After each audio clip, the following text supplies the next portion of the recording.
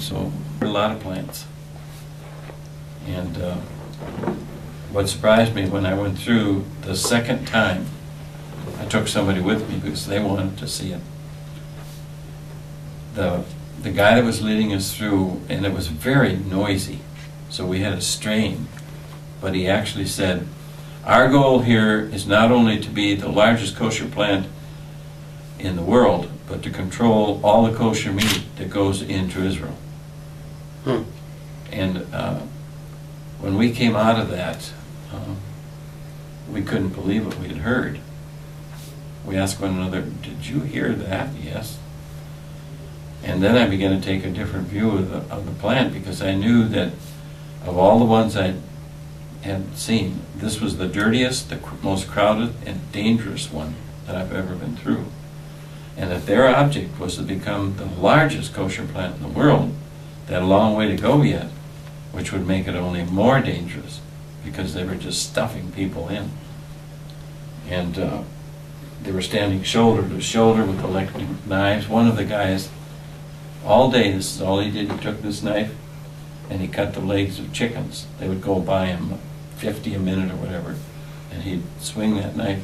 So a lot of people came to me to take him to the doctor, and they had carpal tunnel. Women had shoulder harnesses and things on their wrists, and some of them had to quit because they couldn't go on. So, and there was always a turnover, because some people got hurt so bad they had to go home or go and get another job. Something I'm personally offended by, that none of our elected Iowa, just one representative, he's from here, but none of the others have ever been here. We've got, neither one of them have ever been here. One is Senator Harkin, who's big on farm things. You'd think he'd want to come here just because he knows that this has impacted the farming community around. You had people that were growing chickens and turkeys and bringing them here.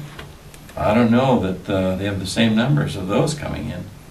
But Harkin has never, ever come.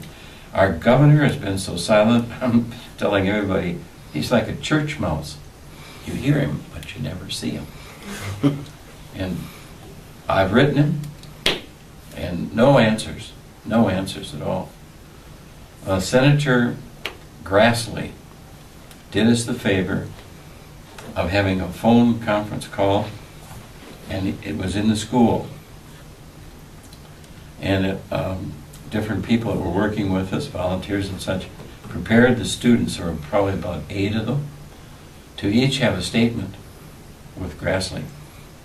And everyone was a U.S. citizen, but the last one. And Grassley began by saying, well, perhaps we shouldn't listen to the children because I have only 15 minutes and would like to talk to the adults. We went right ahead and let the kids have their say. And the last speaker was little Pedro. If you haven't heard about him. We haven't. You haven't? No, of course. Pedro is Sister Mary's special friend.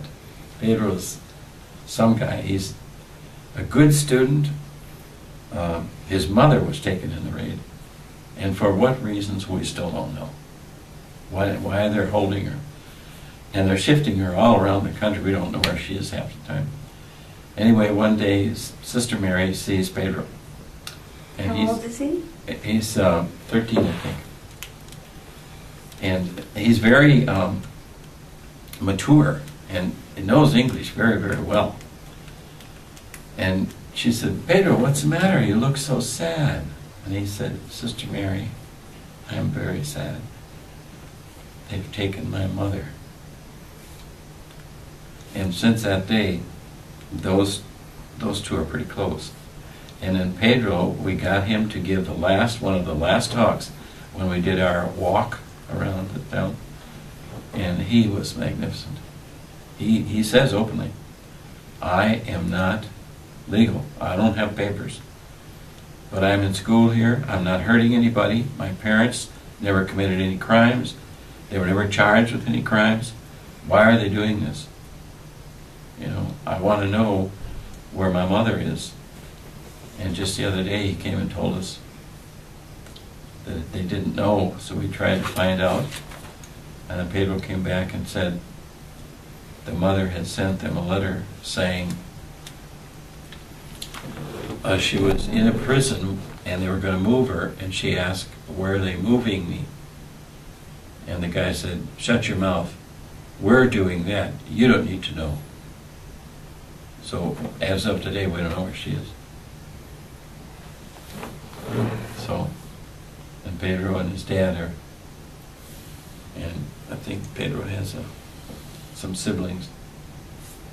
You know, they don't want to go as long as she's still in jail, but yet it's getting harder on them all the time. Pedro's in school now. Too bad you couldn't meet up with him. He's a terrific guy.